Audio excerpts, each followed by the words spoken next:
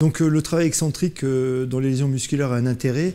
Le premier intérêt, c'est d'orienter la cicatrisation, en particulier sur le tissu collagénique, dont tout le monde est d'accord pour dire que c'est un travail qui doit être débuté de façon précoce. Il a un intérêt, en particulier un travail excentrique qui est orienté plutôt en course externe, c'est-à-dire en position d'étirement du muscle. Ce travail débuté dans une période allant de 3 à 7 jours, très doux. C'est un travail qui est effectué manuellement, qui doit être très régulier, dans des secteurs toujours totalement indolores, va vraiment permettre d'avoir une cicatrisation de meilleure qualité et un résultat en fin de période de rééducation qui sera beaucoup plus satisfaisant que s'il n'est pas effectué.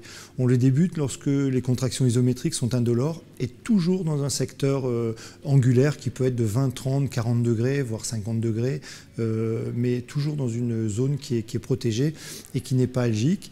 Et on va le débuter avec un travail qui va être centré sur le genou et progressivement on va inclure la deuxième articulation qui est la hanche, avec en particulier l'extension de hanche. Donc on va le mettre, comme les disques jambiers sont extenseurs de hanche, on va mettre la hanche en flexion et on va faire un travail excentrique qui va être beaucoup plus global et beaucoup plus proche de la gestuelle.